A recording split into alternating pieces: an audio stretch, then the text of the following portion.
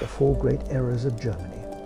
The story of Germany is not the story of a single kingdom born in one moment. It is the story of tribes, forests, warriors, merchants, emperors, inventors, philosophers, kings, and ordinary people whose lives stretched across 2,000 years of storms and triumphs. Historians often divide the history of Germany into four great eras that shaped the destiny of Europe itself. The first era was the age of the Germanic tribes in the Holy Roman Empire, when scattered warrior peoples slowly united under kings and emperors, while Christianity transformed the land and medieval castles rose over forests and rivers. The second era was the age of kingdoms and unification, when Prussia rose to power, industrial cities exploded with growth, and Otto von Bismarck forged a united German empire in 1871 after centuries of division. The third era was the age of world wars and destruction, when Germany became one of the most powerful nations on earth, only to descend into catastrophe through militarism, dictatorship, and genocide under Adolf Hitler during the Second World War. The fourth era was the age of division and rebirth, when Germany was split into East and West during the Cold War before reuniting peacefully in 1990 and becoming one of the strongest economies and democracies in the modern world. This is the story of how forests became kingdoms, kingdoms became an empire, and an empire became a nation reborn from ashes. It is a story filled with blood and brilliance, cruelty and genius, destruction and rebuilding. The land that became Germany gave the world philosophers like Immanuel Kant and Friedrich Nietzsche, musicians like Ludwig van Beethoven and Johann Sebastian Bach, inventors, scientists, poets, engineers, and soldiers. It was a land of castles overlooking misty valleys, of crowded medieval markets, of giant cathedrals reaching toward the heavens, and of factories whose smoke transformed the modern age. But it was also a land scarred by terrible wars that changed human history forever. To understand Germany is to understand Europe itself, the ancient Germanic world. Long before there was a Germany, the lands of Central Europe were covered in endless forests, deep rivers, freezing marshes, and mountain ranges. Wolves prowled through dark woods, while tribes of fierce Germanic peoples hunted, farmed, traded, and fought beneath cold northern skies. These tribes were not one nation. There were many peoples with different leaders and customs. Among them were the Saxons, the Franks, the Alemanni, the Goths, the Vandals, the Lombards, and the Swedes. Their villages were built from timber and thatched roofs surrounded by wooden palisades. Smoke drifted from fire pits, while blacksmiths hammered iron into weapons and tools. Men wore wool tunics and animal skins, while women managed households and farms. Their world revolved around family, honor, and survival. Tribal chiefs led warriors into battle carrying spears, axes, and round shields painted as symbols of their clan. Their religion worshipped gods of thunder, war, and nature. Sacred groves deep in forests served as holy places where rituals and sacrifices were performed. They feared spirits in rivers and mountains. Their greatest virtue was courage. Roman writers describe the Germanic tribes as towering warriors with long hair, fierce blue eyes, and terrifying battle cries. To the mighty Roman Empire, these northern tribes were both barbarians and deadly enemies. Rome controlled much of Europe, but Germania remained unconquered. One of the greatest moments in ancient German history came in the year 9 after Christ, during the Battle of the Teutoburg Forest. A Germanic leader named Arminius united several tribes against Rome. Arminius had once served in the Roman military and understood Roman tactics. He lured 3 Roman legions deep into the forest during heavy rain and mud. Roman soldiers struggled through narrow paths, while Germanic warriors attacked from trees and hillsides. Spears rained down from the darkness. Roman formations collapsed in panic. By the end of the slaughter, thousands of Roman soldiers were dead. The Roman Empire never fully conquered Germania after that disaster. The forests remained free. This victory became legendary in German memory centuries later as a symbol of resistance and independence. During these centuries, Europe itself was changing. The Roman Empire weakened under invasions, corruption, and economic collapse. Germanic tribes migrated across Europe in huge waves. The Goths sacked Rome. The Vandals crossed into North Africa. The Franks settled in Gaul, which would later become France. The Angles and Saxons crossed the sea to Britain. These migrations reshaped Europe forever. The Western Roman Empire finally collapsed in 476, leaving a shattered continent where Germanic kingdoms rose from the ruins. The rise of the Franks and Charlemagne. Among the many Germanic tribes, one group became especially powerful. They were the Franks. Living near the Rhine River, the Franks slowly expanded westward into former Roman lands. Their greatest early king was Clovis, who united many Frankish tribes around the year 500. Clovis converted to Christianity, which strengthened his alliance with the Roman Catholic Church. This decision changed European history because Christianity spread deeper into Germanic lands. Monasteries appeared across forests and valleys. Monks copied books by candlelight, while churches became centers of learning and power. Over generations, the Frankish kingdom grew larger and richer. Trade routes connected towns along rivers. Farmers cleared forests for fields. Castles and fortifications guarded important roads. The most famous ruler of the Franks was Charlemagne, also known as Charles the Great. Born around 742, Charlemagne became one of the most important figures in European history. He was tall, powerful, intelligent, and endlessly ambitious. He spent much of his life on horseback leading campaigns across Europe. Charlemagne conquered vast territories, including parts of modern Germany, France, Italy, and beyond. He fought Saxon tribes in brutal wars lasting decades. Entire villages burned while defeated tribes were forced to convert to Christianity. Charlemagne believed he was building a Christian empire guided by God. On Christmas Day, in the year 800, Pope Leo III crowned Charlemagne Emperor of the Romans in Rome itself. This moment symbolized the rebirth of empire in Western Europe after centuries of chaos. Charlemagne encouraged education and culture. Scholars gathered at his court. Latin manuscripts were preserved. Laws were organized. Roads and trade improved. Yet his empire remained fragile because it depended heavily on his personal authority. After Charlemagne died in 814, his descendants divided the empire among themselves. Over time, eastern regions evolved into the foundations of what would later become Germany, while western regions became France.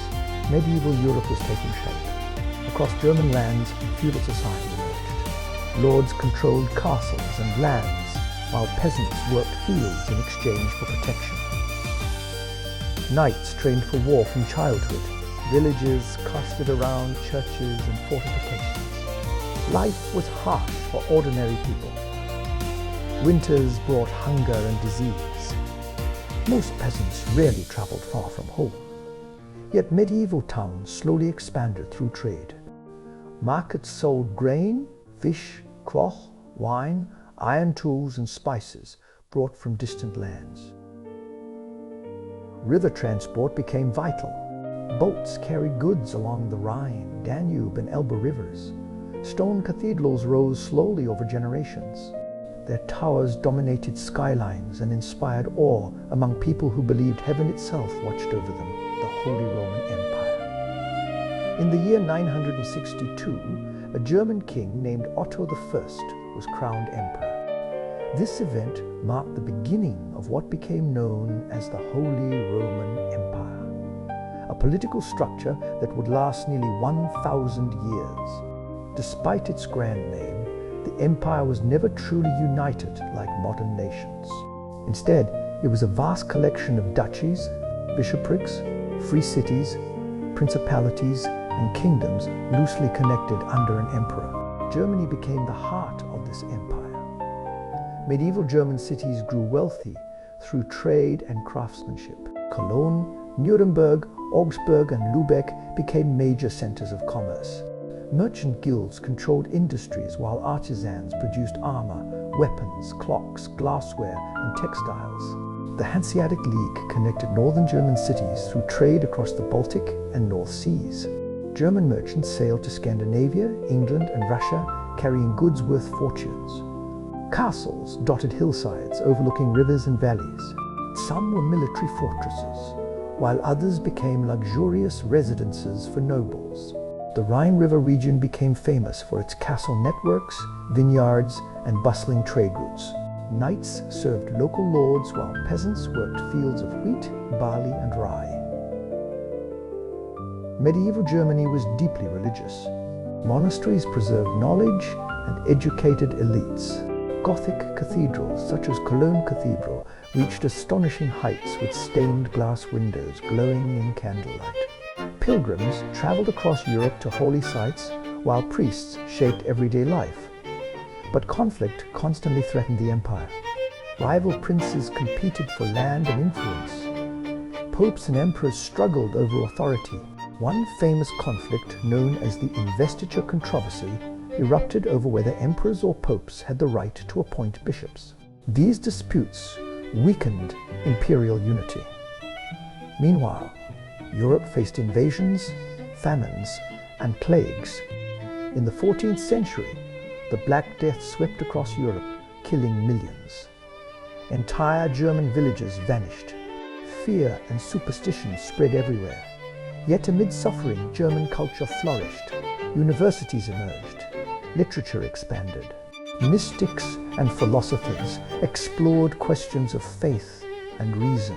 By the late Middle Ages, Germany remained fragmented into hundreds of political territories.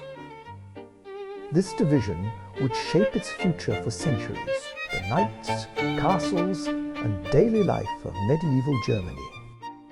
Across the hills and river valleys of medieval Germany, the sound of iron striking iron echoed from blacksmith workshops while church bells rang across the countryside at dawn and dusk.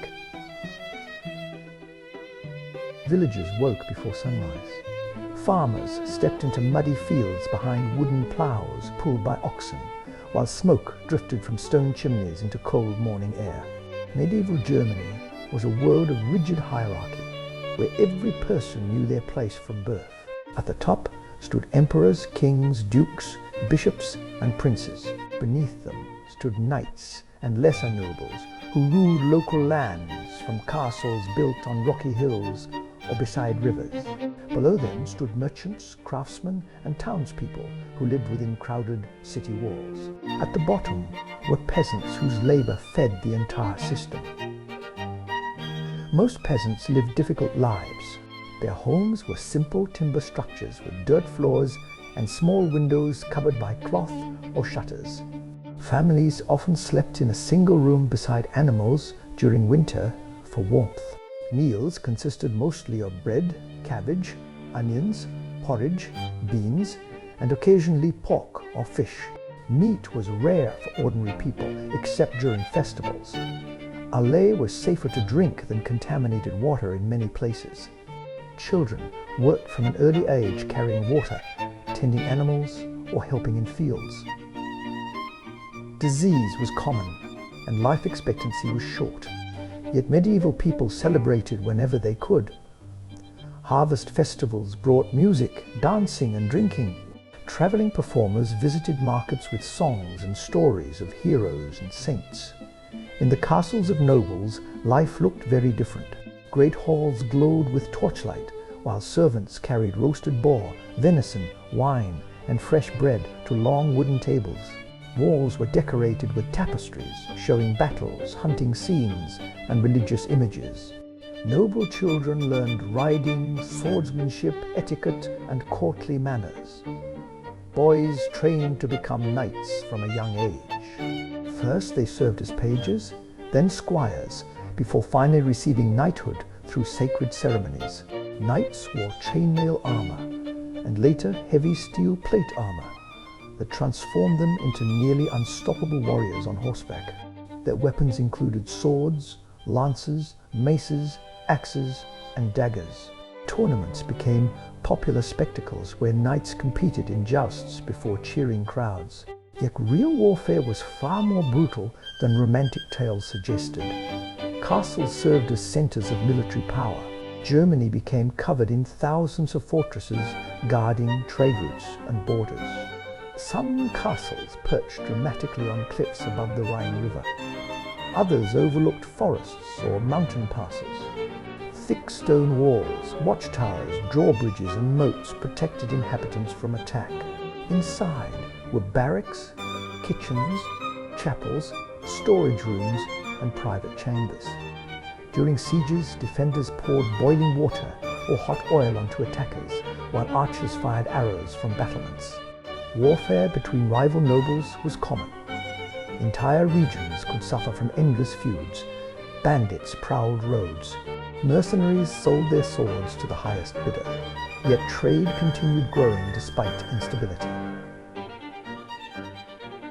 German towns expanded behind defensive walls.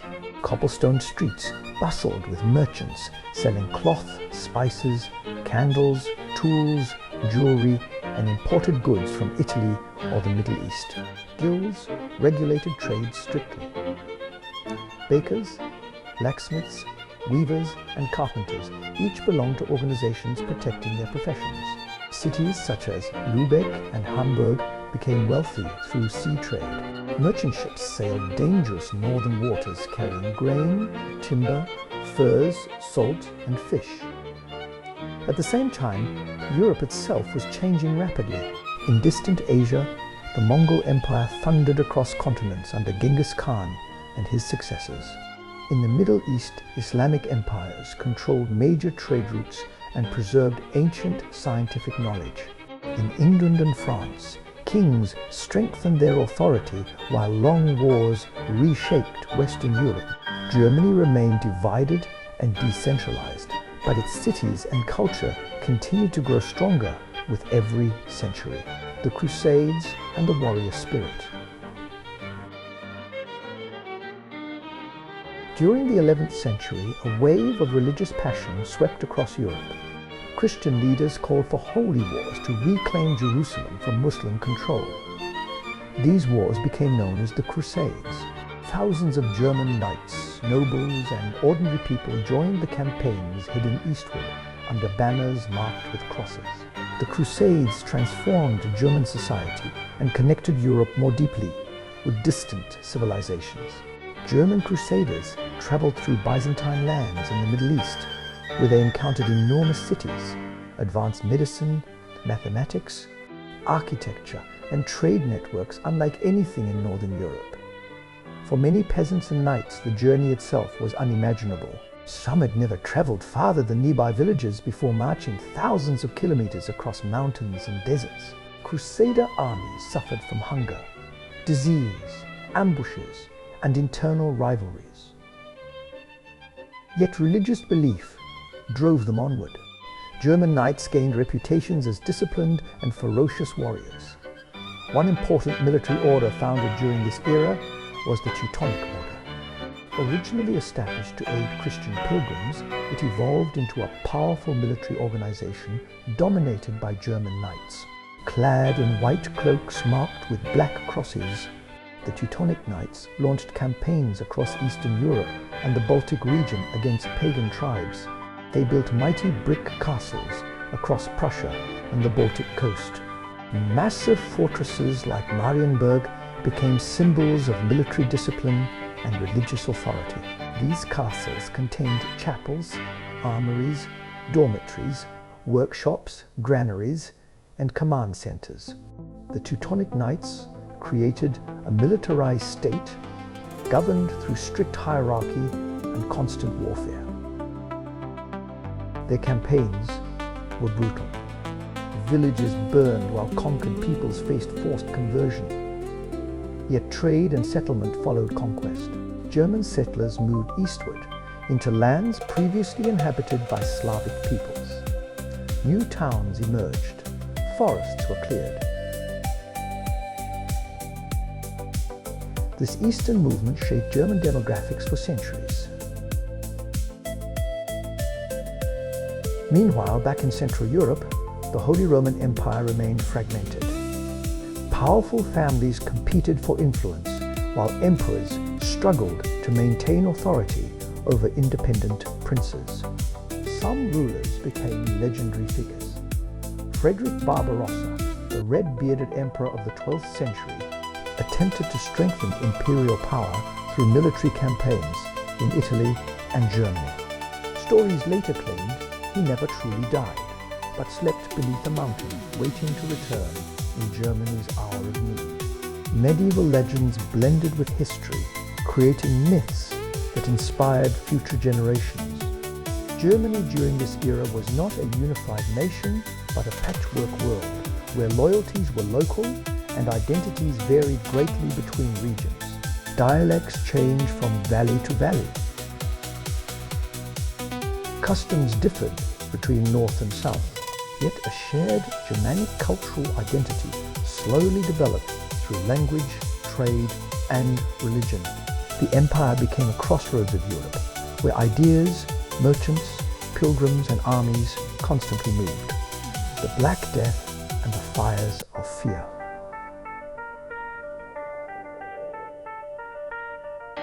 In the 14th century, one of the greatest disasters in human history descended upon Europe. It arrived silently aboard ships and caravans moving along trade routes from Asia. The disease became known as the Black Death, caused by plague bacteria carried by fleas and rats. It spread through towns and villages with horrifying speed. In Germany, church bells rang endlessly for the dead. Entire families vanished within days. Bodies filled streets while priests struggled to conduct burials fast enough. People developed black swellings beneath their arms and along their necks. Fever consumed them. Many died screaming in agony. Fear spread faster than the disease itself. Some believed God was punishing humanity for sin. Others blamed foreigners, beggars, or minorities. Violence erupted across parts of Germany as terrified mobs searched for scapegoats. Jewish communities suffered terrible persecutions despite having no connection to the plague.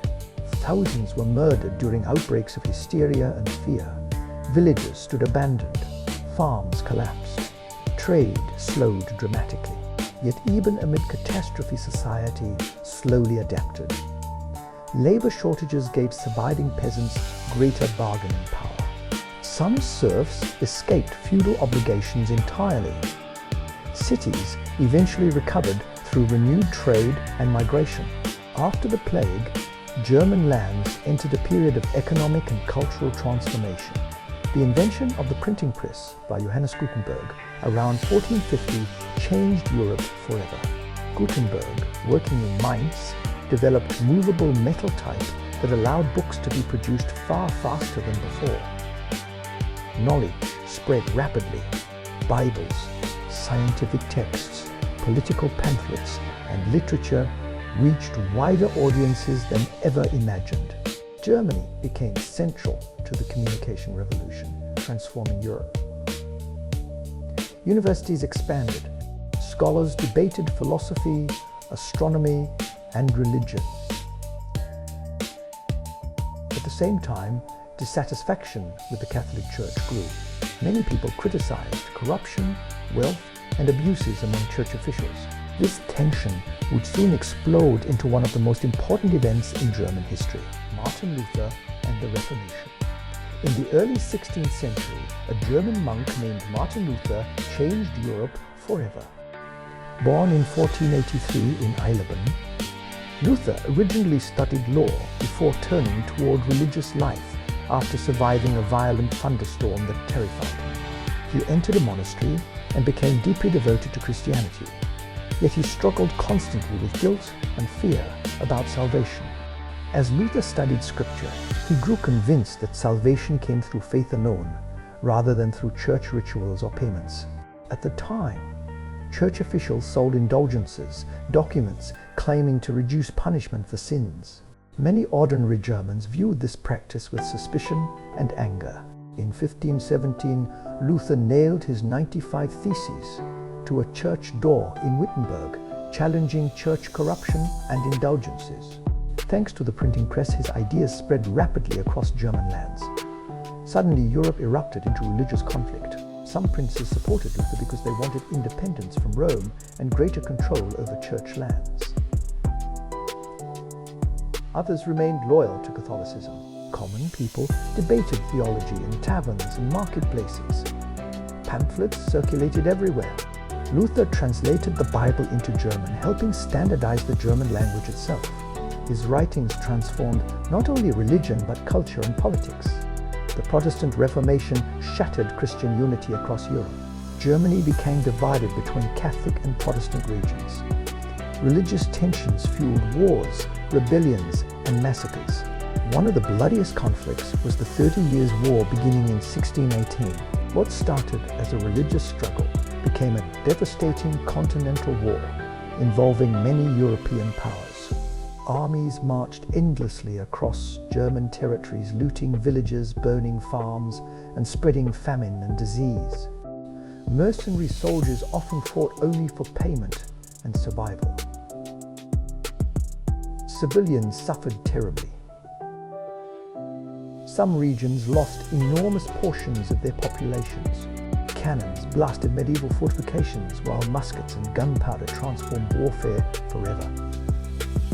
Villages hid in forests as armies approached. Starving refugees wandered ruined landscapes searching for food. By the war's end in 1648, Germany was shattered economically and demographically. Yet the Peace of Westphalia that ended the war established new principles of state sovereignty, shaping modern international politics. The Holy Roman Empire survived but weakened further. Regional rulers gained greater independence, while the dream of a unified medieval empire faded. Germany entered a new age where powerful states like Austria and Prussia would dominate its future. The rise of Prussia and the iron discipline of the North. In the centuries after the 30 Years' War, the German lands remained divided into hundreds of states, duchies, bishoprics, and free cities. Yet among them, one power began rising with relentless determination. That power was Prussia. At first, Prussia seemed an unlikely candidate for greatness. Much of its territory consisted of cold plains, forests, marshes, and scattered settlements in northern Europe. The land lacked the rich vineyards of the Rhine or the ancient prestige of Austria. But Prussia possessed something else. Discipline, ruthless organization. A ruling class obsessed with military efficiency. The rulers of Prussia believed survival depended upon strength because their kingdom stood vulnerable between larger powers. They transformed their society into one of Europe's most militarized states. Villages supplied recruits. Nobles trained as officers. Children grew up surrounded by the rhythms of marching boots and military commands. One ruler became especially important. Frederick William, known as the Great Elector, rebuilt Prussia after devastating wars. He strengthened the army, improved taxation, encouraged immigration, and modernized administration. His successors pushed these reforms even further. By the early 18th century, Prussia possessed one of Europe's finest armies, despite its relatively small population. Soldiers drilled endlessly on parade grounds until movements became almost mechanical. Blue-coated infantry marched in perfect formation while cavalry thundered across fields beneath fluttering banners. Discipline was severe. Officers used canes to punish mistakes. Desertion could mean death. Yet the army became the backbone of the state. Villages and cities alike revolved around military needs. Then came Frederick the Great. Born in 1712, Frederick became one of history's most famous kings. As a young prince, he loved music, philosophy, and French culture more than warfare. His father despised these interests and subjected him to harsh discipline. The relationship became so bitter that Frederick once attempted to flee Prussia. He was captured and forced to watch the execution of a close friend accused of helping his escape. This trauma shaped him deeply. When Frederick became king in 1740, he astonished Europe by invading the rich Austrian province of Silesia. His gamble succeeded. Prussian forces fought with speed and precision against larger armies. Frederick became both feared and admired as a military genius. During the 7 Years' War, Prussia faced overwhelming enemies, including Austria, Russia, and France. At times, defeat seemed inevitable, yet Frederick refused to render.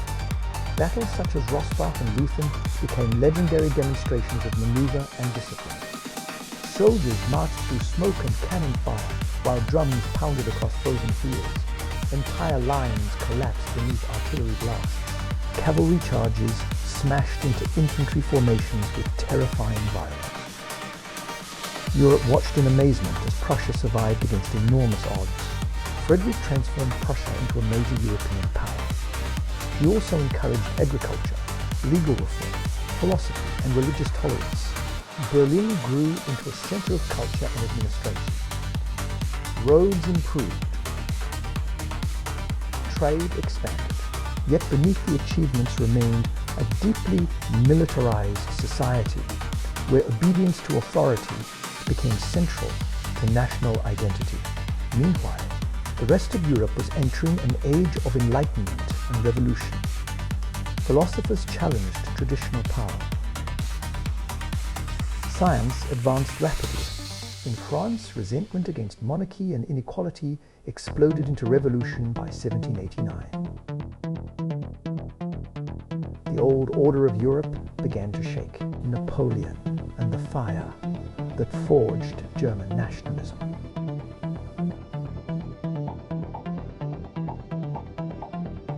The French Revolution unleashed forces that transformed Europe forever. Kings trembled as revolutionary armies marched across borders carrying new ideas about liberty, citizenship, and nationalism. Then emerged one of history's greatest military commanders, Napoleon Bonaparte. Rising from revolutionary chaos, Napoleon crowned himself emperor and launched campaigns that conquered much of Europe. German land stood directly in his path. The Holy Roman Empire, already weak and fragmented, crumbled beneath French pressure. Napoleon defeated Austrian and Prussian armies repeatedly through speed, artillery, and brilliant tactics. In 1806, the ancient Holy Roman Empire officially ended after nearly 1,000 years of existence. For many Germans, this was a humiliation, but also a turning point. French occupation spread new legal systems, administrative reforms, and nationalist ideas. Many German intellectuals began imagining something that had never fully existed before. A united German nation. Thinkers, poets, and philosophers spoke of shared language, shared culture, and shared destiny. Nationalism grew stronger, especially among students and reformers who hated foreign domination. Prussia, meanwhile, suffered devastating defeat against Napoleon. At the Battle of Jena, Prussian armies collapsed with shocking speed. French troops entered Berlin triumphantly. Yet defeat forced reform. Prussian leaders modernized the army, reduced noble privileges, improved education, and encouraged national unity. Men like Gerhard von Scharnhorst and August von Gneisenau rebuilt military structures while inspiring patriotic resistance. During Napoleon's disastrous invasion of Russia in 1812, the tide began turning. German soldiers serving within French armies suffered horribly from cold, starvation, and endless retreat through snow. Thousands froze to death beside roads littered with abandoned cannons and corpses. Seeing Napoleon weakened, Prussia joined Russia and other powers against him. German volunteers joined nationalist militias determined to free their homeland. One enormous battle became decisive. The Battle of Leipzig in 1813, often called the Battle of Nations. Hundreds of thousands of soldiers fought across fields, villages, and rivers near Leipzig. Cannons roared continuously for days. Smoke covered the horizon. Cavalry charged through mud soaked with blood. Bridges collapsed beneath retreating armies. Napoleon's forces were finally defeated.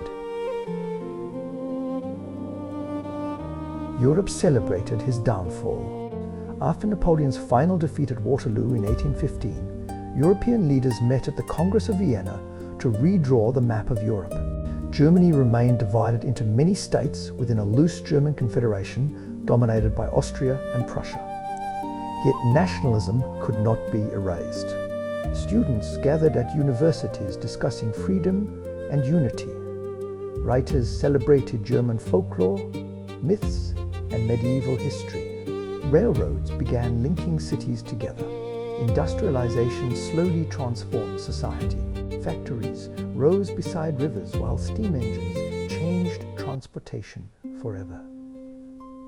Coal mines expanded. Ironworks glowed red through the night. Villages moved into growing industrial cities seeking work. Germany was entering the modern age, industrial revolution, and the changing German world. During the 19th century, Germany transformed more rapidly than ever before. Ancient landscapes of farms and forests gave way to railways, factories, mines, and crowded cities. The Industrial Revolution changed every aspect of life. Steam locomotives thundered across the countryside, carrying coal, steel, passengers and goods between cities at speeds once unimaginable. Railroads connected Berlin, Hamburg, Munich, Cologne, and dozens of smaller towns into a growing economic network. Massive iron bridges crossed rivers, while telegraph lines carried messages almost instantly across great distances. Factories multiplied, especially in the Ruhr Valley, where enormous coal and steel industries emerged. Smoke darkened skies above industrial cities. Workers labored long hours in dangerous conditions, surrounded by deafening machines. Men descended deep into coal mines, where collapses and explosions killed many. Women and children worked in textile mills and workshops for low wages. Crowded apartment buildings filled rapidly expanding cities. Disease spread easily in poor neighborhoods lacking sanitation. Yet, industrialization also created wealth and innovation. German engineers and scientists gained worldwide reputations. Universities advanced chemistry, physics, and medicine. New companies produced steel, machinery, chemicals, and electrical equipment. Merchants and bankers grew rich from expanding trade. Middle-class families furnished homes with clocks, bookshelves, pianos, and improved household goods. Cafes, theaters, and newspapers flourished in urban centers. Germany became one of the most educated and technologically advanced societies in Europe. At the same time, political tensions intensified. Many Germans demanded national unification and constitutional government. In 1848, revolutions erupted across Europe. Crowds filled streets demanding freedom, representation, and national unity. In German cities, students, workers, and liberals raised black, red, and gold flags symbolizing unity. Barricades appeared in Berlin and Vienna. Revolutionary assemblies debated constitutions for a united Germany. Yet divisions between liberals, Radicals, conservatives, and regional interests weakened the movement. Monarchies eventually regained control through military force. The dream of unification survived, but remained incomplete. Among the rising leaders of this period, one figure would dominate German history more than any other: Otto von Bismarck. Otto von Bismarck and the forging of the German Empire. Otto von Bismarck was born in 1815 into a Prussian noble family, tall, intimidating, intelligent, and politically ruthless. Bismarck believed power mattered more than ideals alone. He famously declared that the great questions of the age would be decided not by speeches, but by blood and iron. As Prime Minister of Prussia, he pursued one goal above all others: German unification under Prussian leadership. Bismarck understood that nationalism could become a powerful weapon if carefully controlled. He manipulated diplomacy and war with extraordinary skill. First came conflict with Denmark over disputed territory. Prussia and Austria defeated Denmark together. Then Bismarck turned against Austria itself. In 1866, the Austro-Prussian War erupted. The conflict lasted only weeks, but transformed Europe. Prussia's modern army, equipped with railways, efficient organization, and advanced needle guns, crushed Austrian forces at the Battle of Königgrätz. Austria was excluded from German affairs. Prussia now dominated northern Germany. Yet Bismarck knew a final step remained. Southern German states still hesitated to join Prussian leadership. Bismarck needed a common enemy to unite Germans. That enemy became France under Emperor Napoleon III. Through careful diplomacy and manipulation, Bismarck provoked the Franco-Prussian War in 1870. German states united against France in a wave of nationalism. Massive armies marched westward. Battles erupted across fields and towns. Prussian artillery devastated French positions while disciplined infantry advanced relentlessly. One decisive battle occurred at Sedan, where Napoleon III himself was captured. Paris eventually fell after siege and starvation. During the war, German nationalism reached fever pitch. Then in January 1871, inside the Hall of Mirrors, at the Palace of Versailles, near Paris, German princes proclaimed King Wilhelm I of Prussia as German Emperor. The German Empire was born. Crowds celebrated wildly across German cities. After centuries of division, Germany had finally united into a single powerful nation. Bismarck became Chancellor of the Empire. The new Germany rapidly emerged as one of the strongest powers on earth. Its industries expanded enormously. Railroads multiplied. Universities and scientific research flourished. German factories produced steel, chemicals, weapons, and machinery at astonishing levels. Cities modernized rapidly with electric lights, public transportation, grand boulevards, and monumental government buildings. Berlin became a thriving imperial capital, filled with ministries, museums, opera houses, and military parades. Yet beneath prosperity, tensions remained. Workers demanded better conditions. Socialists organized unions and political movements. Conservatives feared revolution. Catholics sometimes clashed with Protestant-dominated authorities. Minority groups faced discrimination. Bismarck attempted to balance these forces through welfare programs, political repression, and diplomatic alliances designed to preserve peace in Europe. But Germany's rise also frightened neighboring powers. Europe was becoming increasingly tense as empires competed for influence, colonies, and military strength. The Kaiser's empire and the race for colonies. After German unification, the empire surged forward with astonishing speed. Factories multiplied beside rivers and railways. Steel production exploded. German universities became among the finest in the world.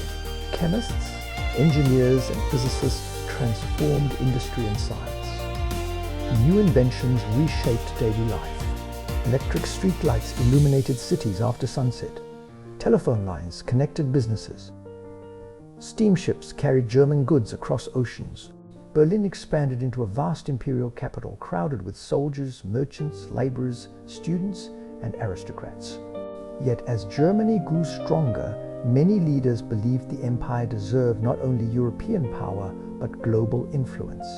Britain possessed the largest empire on earth. France controlled colonies across Africa and Asia. Germany entered the imperial race later than its rivals, but with enormous ambition.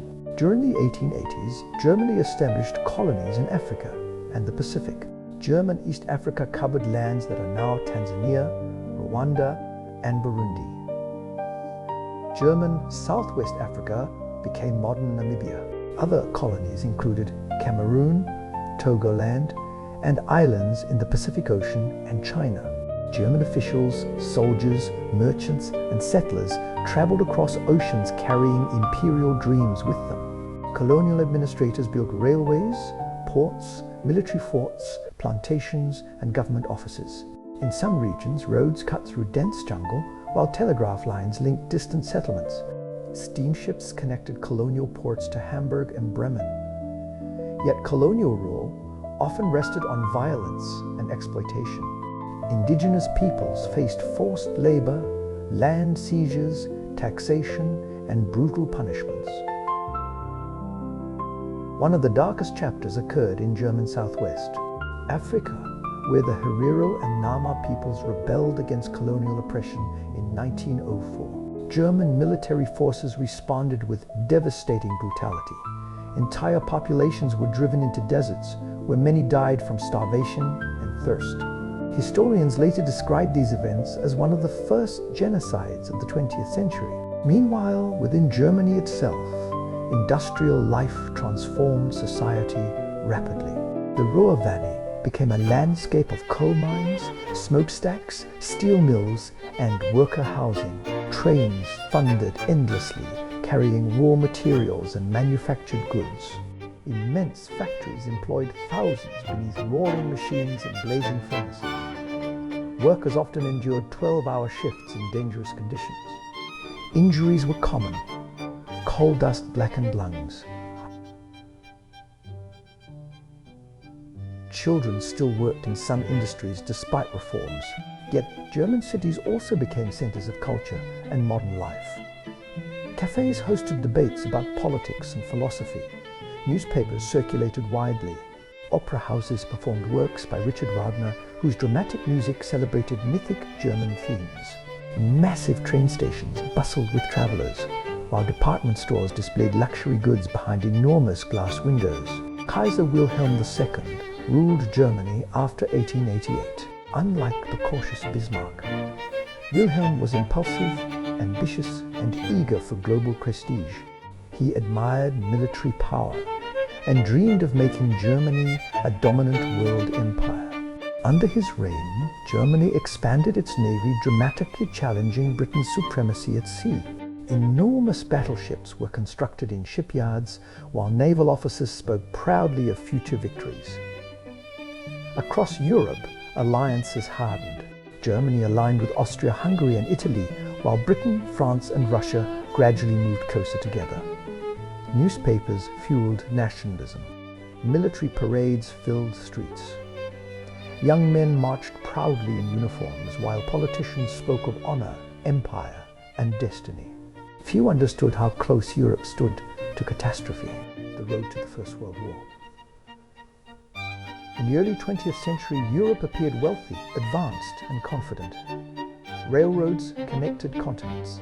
Scientific discoveries accelerated. Great cities glittered with electric lights and modern architecture. Yet beneath prosperity lay fear, rivalry, and suspicion. Nations competed for colonies, resources, and military strength. Germany's rapid industrial growth frightened Britain and France. Russia expanded its influence in Eastern Europe. Austria-Hungary struggled to control rising nationalism within its diverse empire. The Balkans became a dangerous region filled with ethnic tensions, assassinations, and political instability. Germany meanwhile developed detailed military plans for future war. Generals believed speed and decisive action would guarantee victory. Massive armies prepared through endless drills and mobilization schedules. Railway timetables became military secrets because entire armies depended on rapid transportation. New weapons increased the scale of potential destruction. Machine guns, heavy artillery, poison gas, submarines, and modern battleships transformed warfare into something more industrial and deadly than ever before. In June 1914, Archduke Franz Ferdinand of Austria was assassinated in Sarajevo by a Serbian nationalist. The killing triggered a chain reaction of alliances and ultimatums. Austria-Hungary declared war on Serbia. Russia mobilized to support Serbia. Germany declared war on Russia and France. Britain entered the conflict after Germany invaded neutral Belgium. Within weeks, Europe exploded into the First World War. Crowds initially celebrated in many cities. Young men marched enthusiastically, believing the war would end quickly and gloriously. German soldiers departed railway stations beneath cheering crowds waving flags and flowers. Few imagined the horror awaiting them. Germany launched the Schlieffen Plan, hoping to defeat France rapidly before turning east against Russia. German armies swept through Belgium and northern France with terrifying speed. Villages burned. Refugees fled roads crowded with carts and livestock. But the advance stalled near Paris during the Battle of the Marne. Then both sides dug trenches stretching hundreds of kilometers across Europe. The war became a nightmare of mud, barbed wire, artillery, and endless slaughter. Soldiers lived in trenches filled with rats, lice, disease, and corpses. Rain transformed battlefields into seas of mud. Artillery bombardments lasted for days, shaking the earth itself. Machine guns cut down attacking infantry in horrifying numbers. Poison gas drifted across trenches, blinding and suffocating men. Battles such as Verdun and the Somme became symbols of industrialized death. Millions died for tiny gains in territory. German soldiers endured immense hardship, yet continued fighting through discipline, patriotism, and fear of defeat. At sea, German submarines attacked enemy shipping, threatening Britain's survival. One submarine campaign contributed to the entry of the United States into the war after civilian ships were sunk. Meanwhile, civilians inside Germany suffered increasingly severe shortages. The British naval blockade restricted food imports. Hunger spread through cities. Women worked in factories while children stood in long bread lines. Political unrest grew, yet military leaders continued promising victory. The collapse of Imperial Germany. By 1918, Germany faced exhaustion on every front. Years of war had drained manpower, resources, and morale. Entire generations of young men lay buried across Europe. Cities struggled with hunger and inflation. Soldiers returning from the front described unimaginable horrors. Yet military leaders launched one final massive offensive, hoping to force victory before American forces fully arrived in Europe. During the spring offensive, German troops initially advanced rapidly using new infiltration tactics. Elite stormtroopers bypassed strong points and struck deep into enemy lines. But the offensive eventually failed. German armies became overstretched and depleted. Allied forces counterattacked with fresh troops, tanks, aircraft, and overwhelming resources. Germany's allies collapsed one by one. Bulgaria surrendered. The Ottoman Empire crumbled. Austria-Hungary disintegrated into nationalist revolts. Inside Germany, revolution erupted. Sailors mutinied at Kiel, refusing suicidal final naval attacks. Workers and soldiers formed councils in major cities. Demonstrations spread rapidly. Kaiser Wilhelm II abdicated and fled into exile in the Netherlands. The German Empire collapsed in chaos. On November 11, 1918, Germany signed an armistice ending the war. The First World War had killed millions and shattered Europe. Germany now faced humiliation, economic ruin, and political uncertainty. Many Germans struggled to accept defeat because fighting had never reached deep into most German territory itself. Some nationalists spread the false belief that politicians and internal enemies had betrayed the army rather than acknowledging military failure. This myth later became dangerously influential. In 1919, German representatives signed the Treaty of Versailles. The treaty imposed harsh penalties. Germany lost territories, colonies, and military power. It was forced to accept blame for the war and pay enormous reparations. Many Germans viewed the treaty as deeply humiliating. Anger and resentment spread throughout society. Meanwhile, the new democratic government, known as the Weimar Republic, faced immense challenges. Political extremists from both left and right battled in streets. Communist uprisings frightened conservatives, while nationalist militias attacked opponents violently. Inflation spiraled out of control during the early 1920s. At its worst, people carried wheelbarrows filled with banknotes to buy bread. Savings became worthless almost overnight. Yet amid crisis, Germany also experienced remarkable cultural creativity. Berlin during the 1920s became one of the most vibrant cities in the world. Jazz clubs, theaters, cinemas, and cabarets flourished. Artists experimented with modern styles.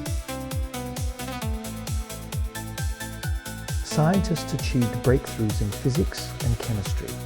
Writers and filmmakers explored themes of anxiety, technology, and social change. Women gained greater freedoms in urban life, yet prosperity remained fragile. Many conservatives despised modern culture, while workers struggled economically. Then came the Great Depression after 1929. Factories closed.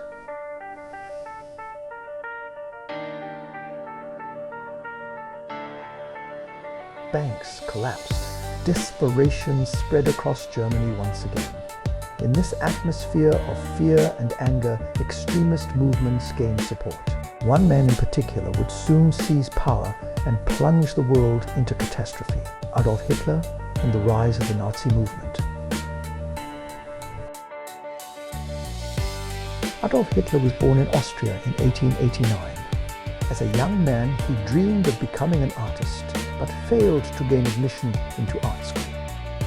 He drifted through Vienna, struggling with poverty, while absorbing radical nationalist and anti-Semitic ideas common in some political circles of the time. During the First World War, he served as a soldier in the German army and experienced the conflict as a defining personal mission. Germany's defeat devastated him emotionally. After the war, Hitler joined a small nationalist political group in Munich that eventually became the National Socialist German Workers' Party, known as the Nazi Party. Hitler possessed extraordinary speaking ability. In crowded beer halls, he delivered furious speeches, blaming Germany's problems on the Treaty of Versailles, communists, Jews, and weak politicians. He promised national rebirth, restored pride, economic recovery, and unity. Many listeners found his words electrifying during years of crisis and humiliation. In 1923, Hitler attempted a failed coup in Munich known as the Beer Hall Putsch. He was arrested and imprisoned. During imprisonment, he wrote Mein Kampf, outlining his ideology of extreme nationalism, racial hatred, dictatorship, and expansionist ambitions. Though initially dismissed by many, Hitler rebuilt the Nazi Party carefully after release. The Great Depression transformed his fortunes. Millions of unemployed Germans lost faith in democratic government. Nazi propaganda spread through rallies, posters, newspapers, and radio broadcasts. Uniformed stormtroopers marched through streets projecting strength and discipline. Nazi symbolism became widespread. Massive rallies featured banners, torches, martial music, and emotional speeches designed to inspire devotion.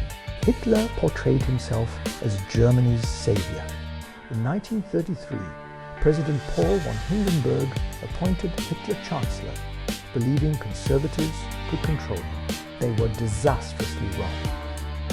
Hitler moved rapidly to destroy democracy. After the Reichstag building burned, emergency powers suspended civil liberties. Political opponents were arrested. Trade unions were crushed. Independent newspapers were silenced. Concentration camps opened for dissidents. The Nazi regime transformed German society through propaganda, surveillance, terror, and mass mobilization. Children joined organizations teaching loyalty to Hitler and Nazi ideology. Schools promoted racial theories. Jews faced escalating persecution through discriminatory laws and violence. Books considered un-German were burned publicly. Yet many Germans supported the regime because unemployment declined as military production and public works expanded. Highways known as autobahns were constructed. Factories reopened. Military parades and propaganda films celebrated national revival. Germany rearmed openly despite Versailles restrictions. Tanks rolled from factories. Aircraft production expanded. Young men entered military service once more. Hitler remilitarized the Rhineland, annexed Austria, and demanded territories from neighboring states. European leaders, hoping to avoid another war, often responded with appeasement. But Hitler's ambitions extended far beyond limited territorial claims. He envisioned a vast racial empire dominating Europe through conquest and extermination. The world stood on the edge of another and even greater war, the beginning of the Second World War. In September 1939, German forces crossed into Poland under skies filled with the roar of aircraft and the thunder of artillery. The invasion marked the beginning of the Second World War. German strategy relied on speed, coordination, and overwhelming force. Tanks smashed through defensive lines, while dive bombers screamed down from clouds attacking roads, railways, and troop positions. Infantry followed rapidly behind armored spearheads. This form of warfare became known as blitzkrieg, meaning lightning war. Polish resistance fought fiercely but faced enormous pressure from both Germany and the Soviet Union, which invaded from the east under a secret agreement with Hitler. Within weeks, Poland collapsed. Britain and France declared war on Germany, but little immediate fighting occurred in Western Europe during the strange, early period known as the Phony War. Then, in 1940, Hitler struck westward with astonishing force. German armies invaded Denmark and Norway, securing northern routes and resources. Soon afterward, they attacked Belgium, the Netherlands, and France. Many military leaders expected trench warfare similar to the First World War, but German tactics shattered expectations. Panzer divisions raced through the Ardennes forest, bypassing heavily fortified positions. Allied armies became trapped and disorganized. Refugees flooded roads, carrying children, livestock, mattresses, and whatever possessions they could save. Entire towns trembled beneath bombing raids. The evacuation at Dunkirk became one of the war's most dramatic moments, as hundreds of thousands of Allied soldiers escaped across the English Channel aboard military vessels and civilian boats under constant attack. France eventually collapsed in shockingly short time. German troops marched into Paris beneath swastika banners, while Hitler toured the conquered city in triumph. Britain now stood largely alone against Nazi Germany. Hitler expected Britain to seek peace, but Prime Minister Winston Churchill refused surrender. The Battle of Britain followed.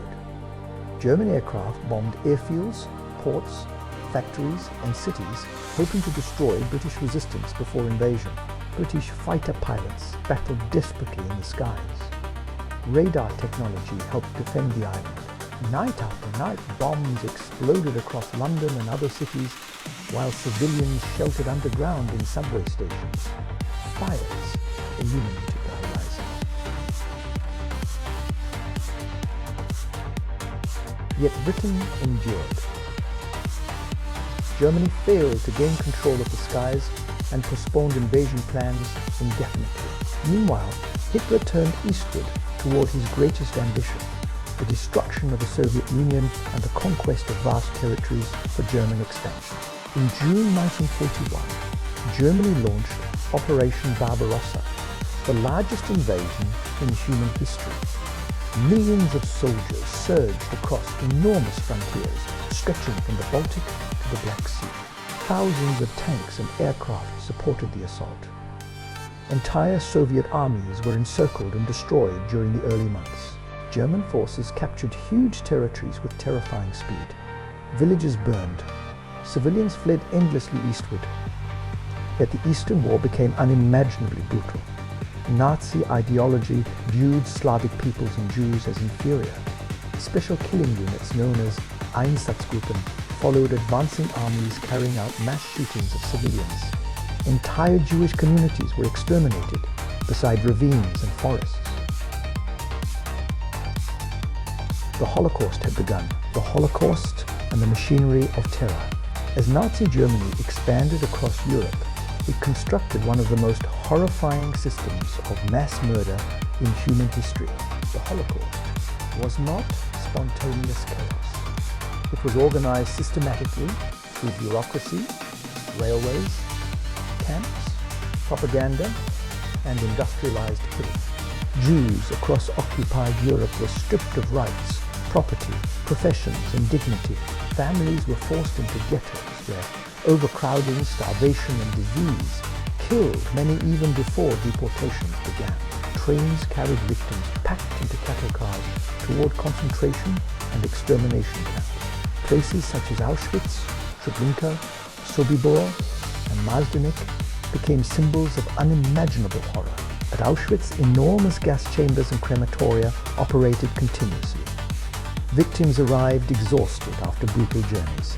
Many were murdered within hours. Others were selected for forced labor under starvation conditions. Prisoners wore striped uniforms, while guards enforced terror through beatings, executions, and psychological cruelty. Smoke from crematoria darkened skies above the camps. Millions of Jews were murdered during the Holocaust, along with Roma people, disabled individuals, political prisoners, homosexuals, Soviet prisoners of war, and many others targeted by Nazi ideology. Some Germans participated directly in atrocities, while others looked away in silence or fear. Yet, there were also individuals who resisted despite immense danger. Some hid Jewish families. Others distributed anti-Nazi leaflets or joined underground resistance groups. But resistance remained fragmented and dangerous under the totalitarian regime. Meanwhile, the war itself grew ever larger. In North Africa, German forces under General Erwin Rommel battled British armies across deserts filled with tanks, mines, and scorching heat. Rommel gained fame as the Desert Fox for his tactical skill. In the Atlantic, German submarines hunted, Allied shipping threatening supply lines essential for Britain's survival. Beneath icy waves, crews endured claustrophobic patrols where death could arrive instantly through depth charges or torpedoes. In occupied Europe, resistance movements sabotaged railways, assassinated collaborators, and gathered intelligence. Civilians everywhere suffered from rationing, bombings, executions, and occupation policies. Germany itself transformed into a war machine. Factories produced tanks, aircraft, rifles, artillery, and ammunition around the clock. Women worked increasingly in industry while prisoners and forced laborers from occupied countries were exploited brutally. Propaganda portrayed Germany as fighting for survival against global enemies. Yet despite early victories, the war slowly began turning against Hitler. The Soviet Union refused to collapse. Bitter winter conditions froze German armies outside Moscow. Soldiers lacking proper winter clothing suffered terribly. Engines froze. Frostbite spread through ranks. Then came one of the most important battles in human history. Stalingrad, and the turning of the tide. The Battle of Stalingrad became a symbol of endurance, brutality, and total war unlike anything seen before.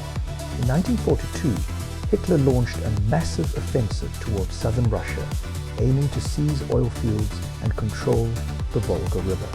One target became the city of Stalingrad, named after Soviet leader Joseph Stalin. German forces expected another rapid victory. Instead, they entered a nightmare of urban warfare. Buildings shattered under artillery bombardment. Factories became fortresses. Snipers hunted from ruined apartments. Every street, staircase, cellar, and wall became contested ground.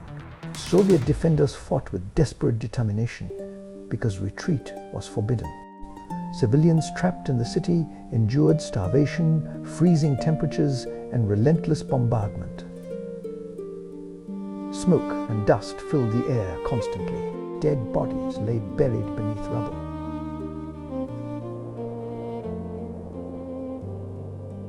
German soldiers advanced slowly through ruins only to face fierce counterattacks at night.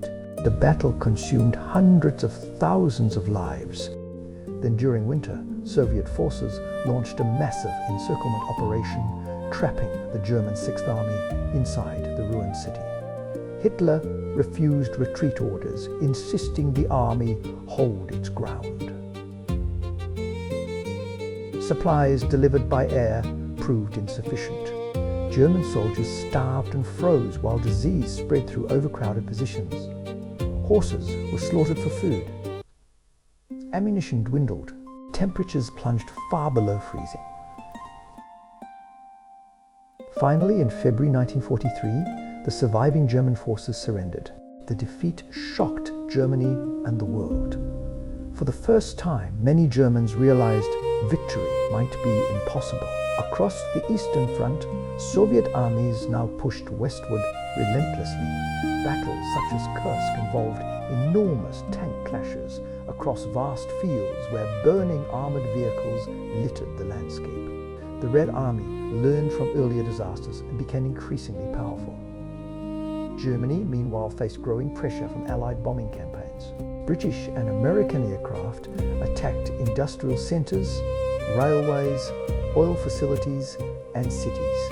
Hamburg suffered devastating firestorms, where entire neighborhoods burned in infernos so intense they created hurricane-like winds. Dresden later experienced catastrophic destruction near the war's end. Civilians sheltered in underground bunkers listening to explosions shaking the earth above them. Children grew accustomed to sirens in ruined streets. Food shortages worsened. Fear spread quietly through society even as propaganda continued promising victory. In June 1944, Allied forces launched the D-Day invasion of Normandy. Thousands of ships crossed the English Channel, carrying soldiers toward heavily defended beaches. German bunkers opened fire, while artillery shells exploded among landing craft. Despite terrible casualties, the Allies established footholds in France. Soon, Germany faced major offensives from both east and west. Hitler's regime became increasingly desperate and paranoid. Some German officers attempted to assassinate Hitler in July 1944, believing the war was lost and Germany faced destruction. The bomb plot failed. Hitler survived and unleashed severe reprisals. Executions followed. fear tightened across the regime. Yet collapse could no longer be avoided, the fall of Nazi Germany. By 1945, Germany stood in ruins. Soviet armies advanced from the east through devastated landscapes of burned villages and shattered cities. Western Allied forces crossed the Rhine from the west. Refugees flooded roads, trying desperately to escape advancing armies. Entire cities lay reduced to rubble from bombing and artillery. Bridges collapsed into rivers. Factories burned. Railways twisted into wreckage. Hunger spread everywhere. Berlin became the final battleground. Soviet forces surrounded the capital in April 1945. The Battle of Berlin was savage and chaotic. Teenagers and elderly men were drafted into hopeless defense units. Street fighting raged among ruins. Tanks blasted through barricades, while artillery pounded neighborhoods day and night. Civilians hid in basements, listening to explosions and gunfire drawing closer. Fires illuminated shattered buildings. In his underground bunker beneath Berlin, Hitler ranted against imagined betrayals while refusing to accept reality.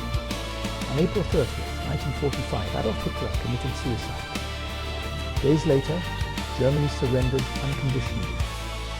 The war in Europe was over. The human cost was staggering. Tens of millions had died across the world. Germany itself was devastated physically and morally. The Holocaust revealed horrors that shocked humanity. Concentration camps liberated by Allied troops exposed starving survivors, mass graves, crematoria, and evidence of industrialized murder. German civilians often claimed ignorance, while others confronted unbearable truths about the regime they had supported or tolerated. After the war, Germany was occupied and divided by the victorious powers. The country ceased to exist as a sovereign, unified state. Berlin itself was divided into sectors controlled by the Soviet Union, the United States, Britain, and France. Millions of refugees and displaced persons wandered through ruined Europe, searching for missing relatives and homes that no longer existed. Former soldiers returned to destroyed cities where food and shelter were scarce. Women known as Trümmerfrauen, meaning rubble women, cleared debris brick by brick because so many men were dead or imprisoned. Black markets flourished. Hunger remained severe during the first post-war years. Yet even amid ruins, the foundations of a new Germany slowly began emerging. The world entered a new era, dominated by tension between the Soviet Union and the Western powers. Germany would soon become the central frontier of the Cold War, the beginning of the Second World War.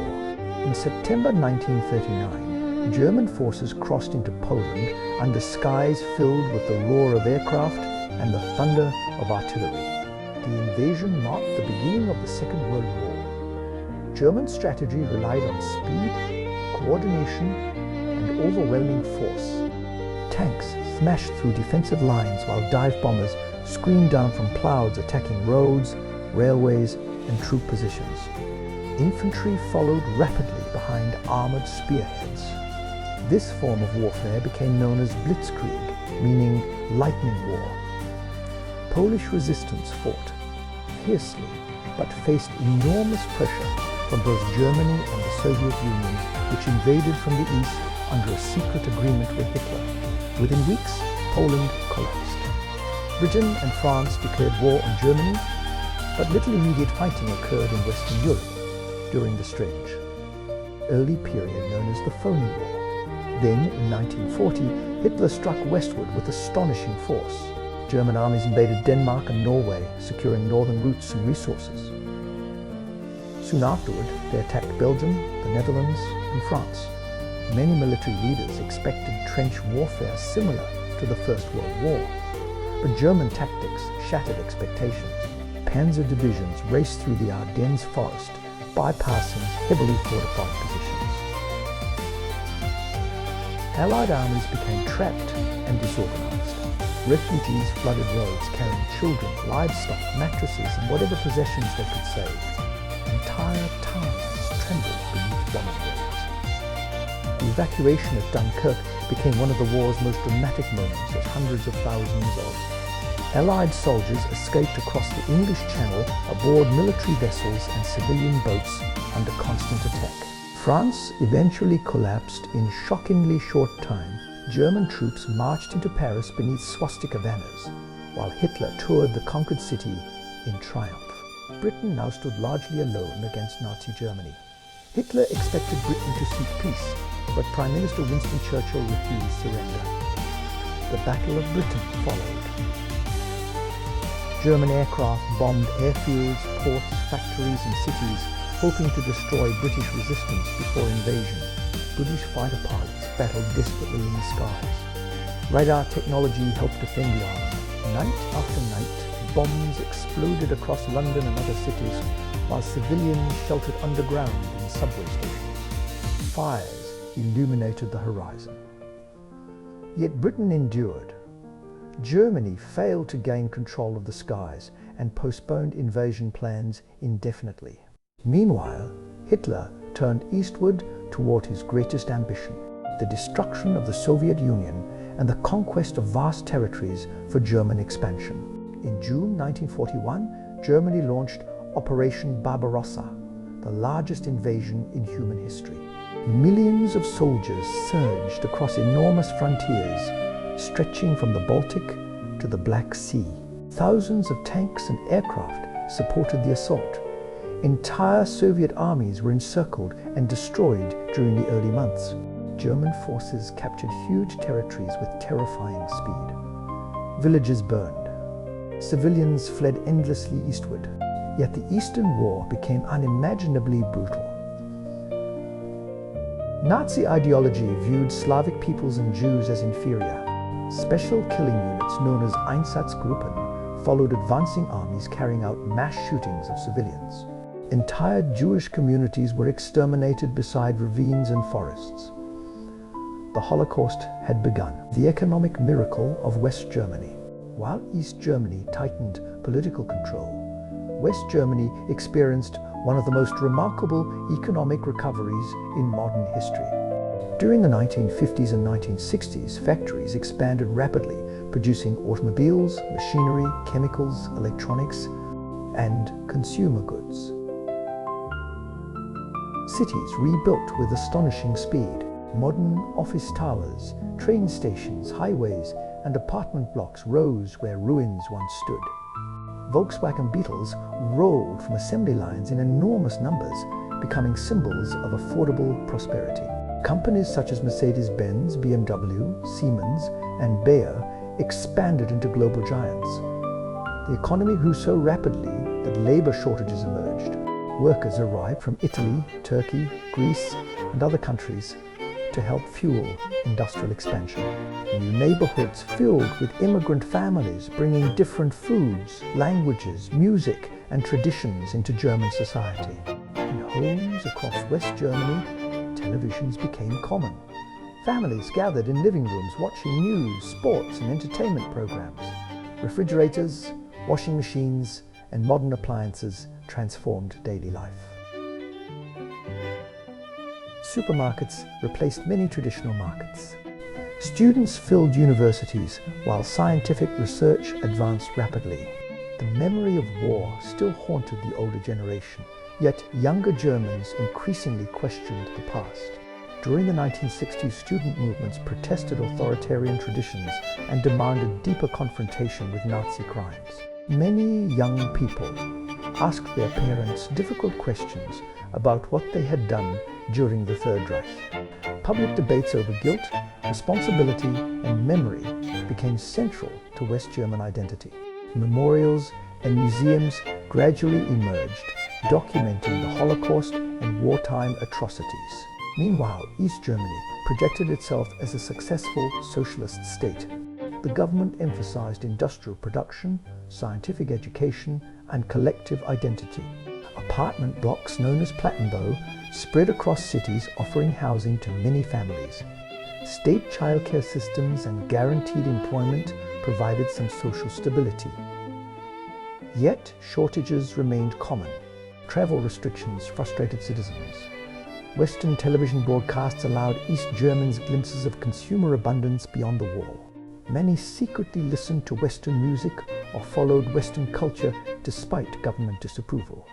The Stasi monitored society relentlessly. Hidden microphones, opened letters, and networks of informants created an atmosphere of suspicion. Some citizens adapted quietly, while others resisted subtly through art, religion, or underground discussion groups. Germany remained divided not only politically but emotionally. Families separated by the wall met only rarely under strict conditions. Border guards watched constantly. Crossing points became heavily fortified zones where armed soldiers scrutinized passports beneath floodlights and concrete barriers. Yet, despite tensions, the Cold War remained mostly frozen in Europe. Both NATO and the Warsaw Pact possessed nuclear weapons capable of unimaginable destruction. German territory became filled with military bases, tanks, missiles, and aircraft belonging to rival alliances. Many feared any future war might begin on German soil once again. During the 1970s and 80s, periods of cautious diplomacy reduced some tensions. West German leaders pursued Ostpolitik, policies seeking better relations with East Germany and Eastern Europe. Families gained limited opportunities for visits. Trade increased cautiously. Yet the wall still stood casting its shadow across Europe. Life behind the Berlin Wall. In East Berlin and throughout East Germany, daily life unfolded beneath the constant presence of the socialist state. Streets were lined with grey apartment blocks and government buildings decorated with political slogans praising workers and communist ideals. School children wore uniforms and participated in youth organizations teaching loyalty to socialism. Factories operated according to state economic plans. Workers gathered in canteens discussing shortages, sports, and politics carefully because anyone might report careless comments to authorities. Some people genuinely believed in socialist ideals and valued stability, employment, and social services. Others felt trapped by censorship and restrictions. Travel to Western countries remained extremely difficult for ordinary citizens. Western music, fashion, and culture fascinated many young East Germans despite official criticism. Secret police surveillance touched nearly every aspect of life. The Stasi recruited enormous numbers of informants. Friends sometimes informed on friends. Husbands informed on wives. Fear of surveillance encouraged silence and caution. Yet human creativity persisted even under restrictions. Artists, musicians, writers, and church groups created spaces for discussion and subtle resistance. Churches became especially important because they offered rare places somewhat outside direct state control. Meanwhile, escape attempts continued despite deadly risks. Some tunneled beneath the wall through cramped underground passages.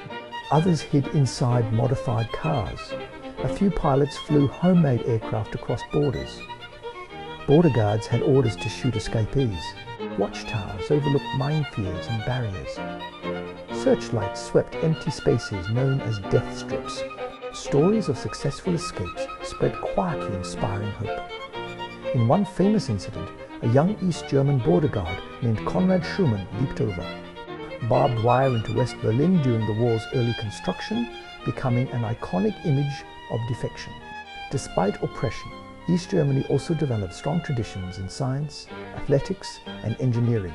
State-sponsored sports programs produced world-class Olympic athletes. Universities trained skilled scientists and technicians. Yet, economic problems worsened during the 1980s. Factories struggled with outdated technology. Environmental pollution became severe in industrial regions. Citizens increasingly recognized the gap between official propaganda and reality. Across the wider communist world, change was beginning. In the Soviet Union, Mikhail Gorbachev introduced reforms called glasnost and perestroika, encouraging openness and restructuring.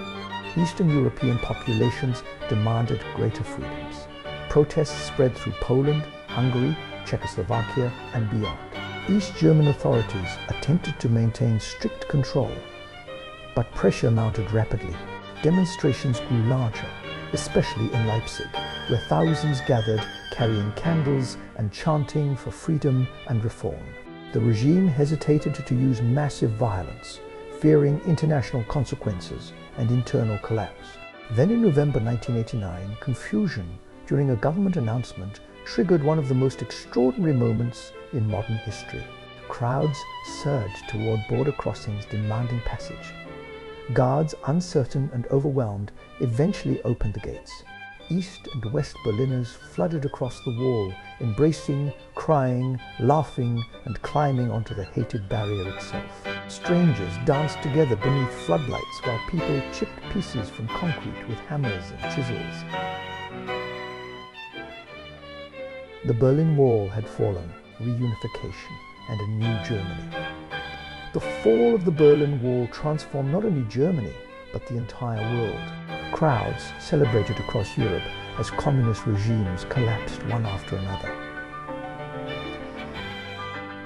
Yet reunification posed enormous challenges. East and West Germany had developed separately for more than 4 decades under radically different political and economic systems. Infrastructure in the East lagged far behind Western standards. Factories struggled to compete in a market economy. Many East Germans feared unemployment and uncertainty, while some West Germans worried about the immense financial costs of reunification. Nevertheless, the desire for unity proved overwhelming.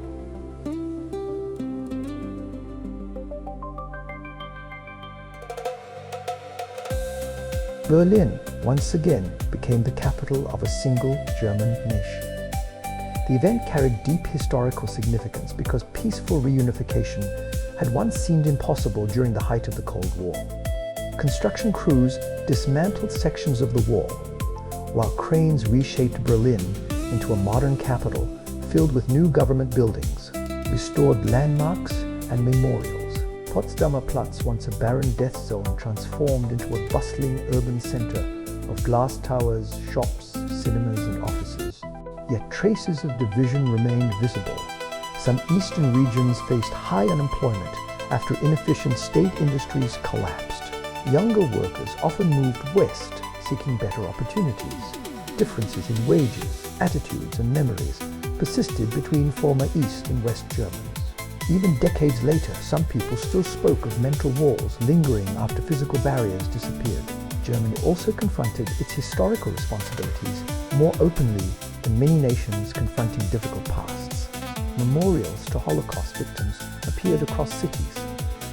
Former concentration camps became museums and educational sites. Schools taught extensively about Nazi crimes and dictatorship. Public remembrance became central to democratic identity. Germany sought reconciliation with neighboring countries, especially France, Poland, and Israel. At the same time, the reunited country emerged as the strongest economy in Europe.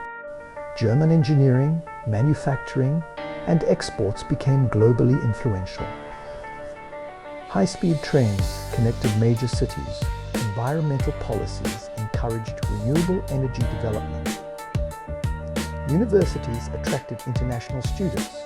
Cities such as Munich, Hamburg, Frankfurt, Cologne, and Berlin flourished as centers of finance, culture, technology, and tourism. Berlin itself regained a unique atmosphere shaped by layers of history. Grand imperial buildings stood beside Soviet-era architecture. Modern art galleries, techno clubs, memorials, and fragments of the wall covered in graffiti. Visitors walked through streets where emperors once marched, where Nazi rallies once thundered, where Soviet tanks once stood, and where jubilant crowds celebrated freedom in 1989. Germany became a leading voice within the European Union, advocating cooperation rather than conquest. This represented one of the most profound transformations in modern history. A nation once associated with militarism and dictatorship had become a stable democracy, emphasizing diplomacy, economic partnership, and remembrance. The castles of Germany and the shadows of the old world. Across Germany, the landscape still carries the memory of its ancient past. On mist-covered hills above winding rivers stand castles that survived wars, revolutions, emperors, and centuries of change. Some lie in ruins with broken towers and ivy-covered walls, while others remain magnificent palaces visited by millions each year. These castles are not merely buildings. They are silent witnesses to the rise and fall of kingdoms, the ambitions of nobles, and the fears of a violent medieval world. Along the Rhine River alone, dozens of fortresses overlook vineyards and steep valleys. Merchants traveling these waters during the Middle Ages passed beneath towers where local lords demanded tolls from passing ships. Fires once burned atop these battlements, warning of approaching enemies. Archers watched river traffic from narrow windows, while armored knights rode through heavy gates into courtyards filled with horses and soldiers. One of the most famous castles in Germany is Neuschwanstein in Bavaria. Built during the 19th century by King Ludwig II, the castle appears like something from a dream, rising above forests and mountains. White towers pierce the sky, while alpine mist surrounds the cliffs below. Ludwig desired not a military fortress, but a fantasy inspired by medieval legends and operas by Richard Wagner. Inside the castle, grand halls display paintings of mythical heroes, swans, and ancient legends. Yet Ludwig himself became increasingly isolated and mysterious. He spent enormous sums constructing palaces while avoiding political duties. Many considered him mad. In 1886 he was declared insane and removed from power. Days later he died under mysterious circumstances beside a lake. Some believed it was suicide, while others suspected murder.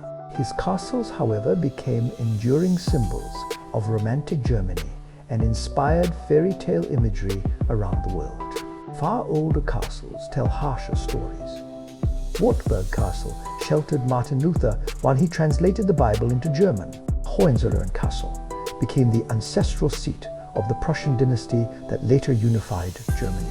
Heidelberg Castle, overlooking the Neckar River, suffered destruction during wars with France, leaving beautiful ruins celebrated by poets and artists. Medieval towns surrounding these castles still preserve narrow streets, timber-framed houses, stone bridges, and market squares that seem untouched by time. In Rothenburg or Der Tauber, night watchmen still walk cobbled streets carrying lanterns as tourists listen to stories of medieval life. Germany's cathedrals also stand among its greatest treasures. Cologne Cathedral took centuries to complete. Its towering Gothic spires dominate the skyline like mountains of stone and glass. During the Second World War, much of Cologne was destroyed by bombing, yet the cathedral survived, though scarred by war. Inside, sunlight pours through stained glass windows, illuminating pillars that rise like forests toward the ceiling. Organ music echoes through vast chambers where generations prayed during times of plague, war, coronations, and peace. Germany's physical landscape reflects every era of its history. Roman ruins stand beside medieval walls. Baroque palaces face modern skyscrapers. Fragments of concentration camps remain preserved as warnings to future generations. In forests and mountains, ancient legends still survive in folklore about spirits, witches, dwarves, and wandering knights. The Brothers Grimm collected many of these stories during the 19th century, traveling through villages, gathering oral traditions passed down for centuries. Fairy tales such as Hansel and Gretel, Snow White, and Rumpelstiltskin emerged from dark forests and harsh medieval realities where famine, danger, and superstition shaped daily life. Germany's past remains alive not only in books, but in stone, rivers, music, and memory. The cities of Germany, through the ages. To understand Germany, one must walk through its cities, because each city reflects a different chapter of history. Berlin is the city of power and division. Munich is the city of kings, beer halls, and Bavarian tradition. Hamburg is the city of merchants and sailors. Cologne is the city of cathedrals and Roman roots. Frankfurt is the city of bankers and trade fairs. Dresden is the city of beauty, destroyed and rebuilt. Every major German city carries scars and triumphs from centuries of transformation. In medieval times, cities were surrounded by thick defensive walls and guarded gates locked at night. Narrow streets, twisted between crowded timber-framed houses leaning toward each other overhead. Markets filled central squares with the sounds of bargaining merchants, animals, church bells, and blacksmith hammers. Water often came from public wells. Waste flowed through gutters.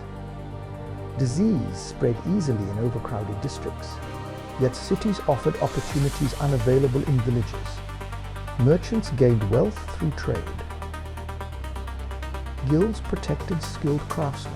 Universities attracted scholars from across Europe. During the Renaissance and Enlightenment, German cities became centers of music, science, and philosophy. Johann Sebastian Bach composed sacred music in Leipzig, while printing presses produced books shaping European thought. Coffee houses hosted debates among intellectuals discussing politics, religion, and science. By the 19th century, industrialization transformed urban life completely. Berlin expanded into a vast imperial metropolis, filled with rail stations, factories, museums, military headquarters, and grand boulevards lined with electric lamps. Horse-drawn carriages shared streets with trams and eventually automobiles. Workers crowded into apartment blocks near industrial zones, while wealthy families lived in elegant districts filled with theatres and parks. Beer halls became important social centres where politics, music, and conversation blended together late into the night. Munich developed a distinct identity shaped by Bavarian culture. Large beer gardens shaded by chestnut trees, filled with families and workers drinking beer from heavy mugs while brass bands played traditional music. During Oktoberfest, enormous tents welcomed crowds from around the world. Yet Munich also became the birthplace of the Nazi movement during the turbulent years after the First World War. Hitler held early rallies in beer halls there before rising to national power. Hamburg meanwhile thrived through maritime trade. One of Europe's largest ports connected Germany to global commerce. Ships from Asia, Africa, and the Americas unloaded goods from around the world. Sailors crowded waterfront taverns while warehouses stored coffee, spices, tobacco, and textiles. During the 19th century, millions of immigrants departed from German ports heading toward America seeking new lives. Some fled poverty. Others escaped political repression. Entire families crossed the Atlantic carrying memories of villages and traditions they might never see again. During the Second World War, many German cities suffered catastrophic bombing. Dresden, once called the Florence on the Elbe because of its artistic beauty, was devastated by firestorms in 1945. Hamburg and Cologne endured similar destruction. Berlin became a battlefield itself. Yet after the war, reconstruction reshaped urban Germany. Some cities rebuilt historic centers stone by stone, while others embraced modern architecture of glass, steel, and concrete. Today, German cities blend ancient and modern worlds together. High-speed trains arrive beneath medieval church towers. Tech companies operate beside centuries-old breweries. Students from every continent walk streets once marched by emperors, revolutionaries, and soldiers. Germany's cities remain living records of survival and reinvention. The philosophers, scientists, and minds that changed the world. Germany's influence upon world history did not come only through armies and empires. Some of its greatest power emerged through ideas. Across centuries, German philosophers, scientists, composers, and inventors transformed human understanding itself. In universities, laboratories, libraries, and concert halls, they reshaped philosophy, physics, literature, mathematics, and music. During the Enlightenment, the philosopher Immanuel Kant lived quietly in the city of Königsberg, yet produced ideas that changed modern philosophy forever. He explored questions about reason, morality, freedom, and knowledge. Students traveled from distant lands to hear lectures in German universities where intellectual debate flourished.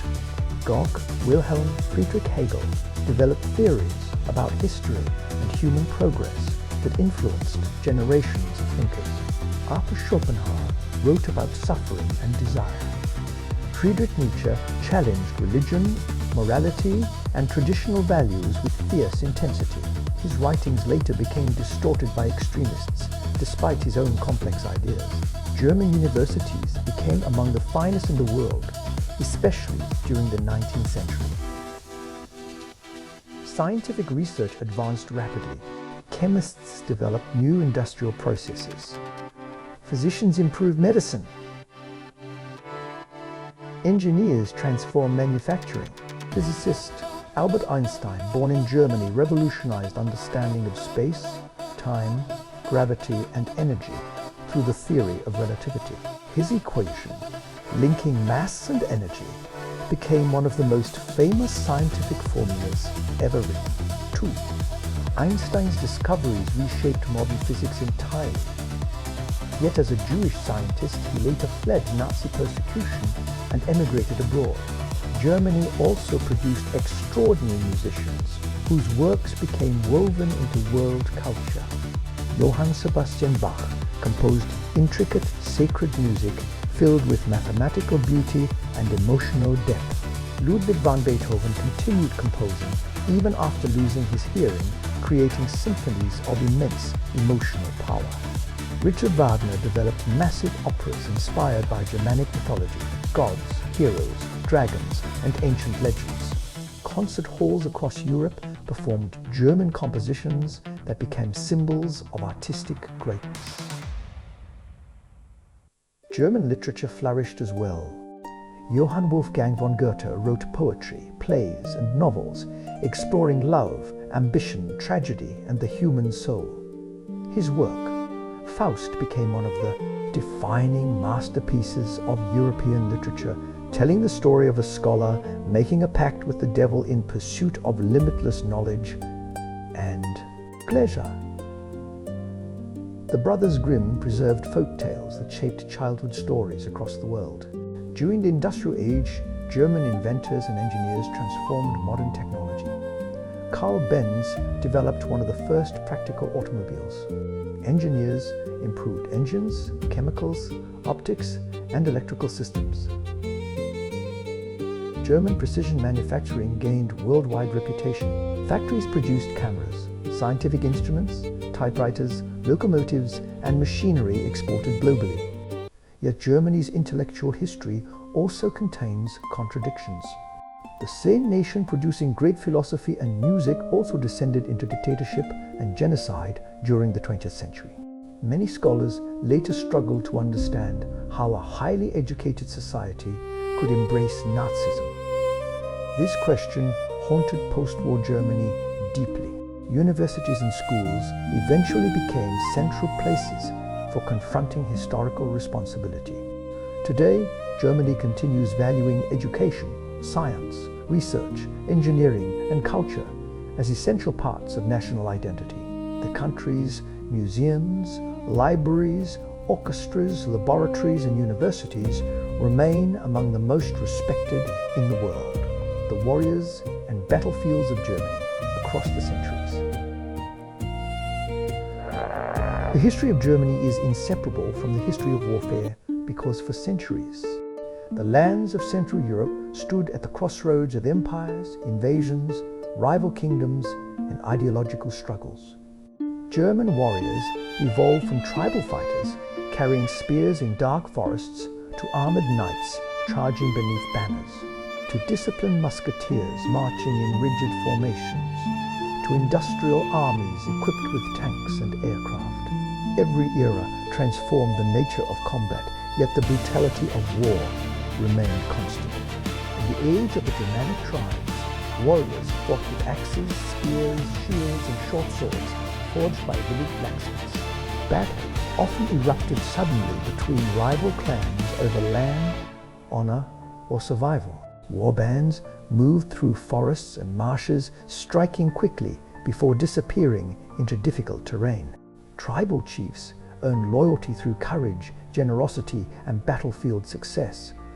The warrior culture valued bravery above almost everything else. Songs and stories celebrated heroic deaths in combat.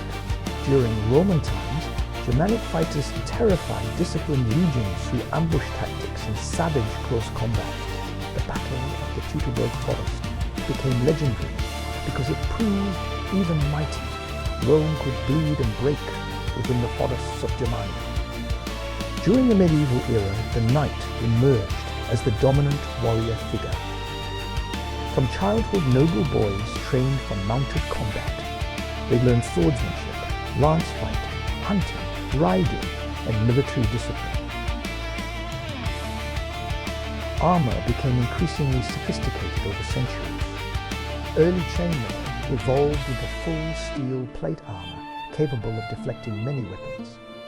Knights rode powerful war horses bred specifically for battle. During charges, the earth shook beneath hundreds of armored riders lowering lances toward enemy lines. Yet medieval warfare was not only grand battles. Sieges dominated much of military life. Castles resisted invaders for months or even years. Defenders fired arrows, hurled stones, and poured boiling liquids upon attackers attempting to breach walls. Attackers built siege towers, catapults, battering rams, and tunnels beneath fortifications. Disease and starvation often killed more people than combat itself. Mercenary soldiers became common across German territories, especially during the chaotic years of the 30 Years' War. Entire armies roamed the countryside, looting villages and surviving through plunder. Soldiers wore broad hats, heavy boots, and carried muskets, pikes, and sabers. Gunpowder gradually replaced older medieval weapons, transforming tactics forever. Cannons shattered castle walls once thought invincible. Smoke from muskets filled battlefields while drums and flags coordinated troop movements through chaos. During the rise of Prussia, military discipline reached almost mechanical levels. Prussian infantry became famous for precision marching and rapid firing drills. Officers emphasized obedience and organization above all else. Soldiers trained endlessly under strict punishment systems. The blue uniforms of Prussia became symbols of efficiency feared across Europe. Frederick the Great personally directed campaigns with bold maneuver tactics that influenced military strategy for generations. By the 19th century, industrialization changed warfare again. Railways moved troops rapidly. Telegraphs improved communication. Rifled artillery and repeating firearms increased battlefield lethality enormously. During the Franco-Prussian War, German armies demonstrated the power of modern mobilization and coordinated command structures. Then came the First World War, where industrial technology combined with nationalism to produce slaughter on unprecedented scales. Trenches stretched across landscapes, transformed into mud and death. Soldiers lived surrounded by rats, shell fire, poison gas, and constant fear. Entire offensives gained only meters of ground at terrible cost. In the Second World War, warfare became even more mechanized and mobile. Tanks rolled across Europe while aircraft bombed cities from the sky. German panzer divisions achieved stunning early victories through coordinated movement between armor, infantry, and air power. Yet technological sophistication could not prevent eventual destruction. Battlefields from Stalingrad to Normandy consumed millions of lives. Germany's military history remains both admired for tactical innovation and condemned for the devastating purposes it often served. Across modern Germany, military cemeteries, memorials, bunkers, and preserved battlefields stand as reminders of generations consumed by conflict. The food, trade, and daily rhythms of German life through history. Beyond emperors and battles, the history of Germany was shaped by ordinary routines repeated across centuries. People woke before dawn to tend fields, bake bread, open shops, prepare meals, transport goods, and survive changing seasons. Food itself reveals much about German history because climate, geography, trade, and social class influenced what people ate in different eras. In ancient tribal societies, meals centered around grain, wild game, fish, berries, cabbage, onions, and ale brewed from barley. Hunting remained important in forested regions where deer and boar roamed freely. During the medieval period, bread became the foundation of survival for most peasants. Rye bread especially dominated northern regions because rye grew well in colder climates. Villagers baked loaves in communal ovens, while soups and stews simmered slowly over open fires. Cabbage, beans, turnips, and onions formed staple foods for ordinary people. Meat remained rare, except during festivals or after successful hunts. Salted fish traveled inland through trade networks, while monasteries cultivated vineyards and brewed beer. Beer became deeply connected to German culture partly because water quality in medieval towns was often unsafe. Monks refined brewing techniques over centuries, creating traditions still celebrated today. In Bavaria, beer halls evolved into important social centers where workers, merchants, musicians, and travelers gathered beneath wooden beams and lantern light. Sausages emerged in countless regional forms using pork, beef, spices, herbs, and local traditions. Every region developed distinctive foods reflecting local ingredients and history. Pretzels, dumplings, smoked meats, black bread, cakes and pastries became staples of German cuisine.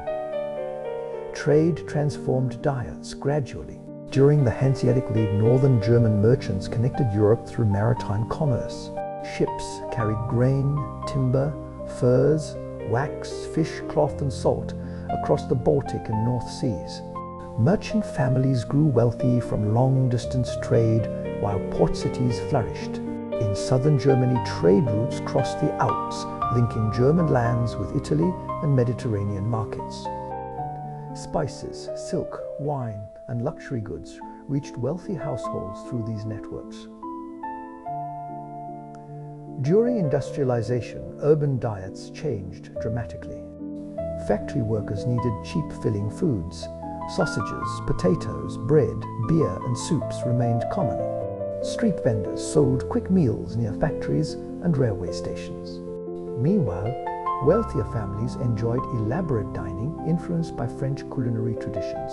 Coffee houses spread through cities, becoming places for conversation, reading newspapers, and discussing politics or philosophy.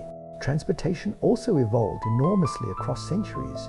Medieval peasants traveled mostly on foot, while nobles rode horses or traveled in wagons. Rivers served as vital highways, carrying goods and passengers. Stagecoaches later connected major cities, though journeys remained slow and uncomfortable. Then, railways revolutionized movement entirely. Steam locomotives shrank distances and accelerated trade.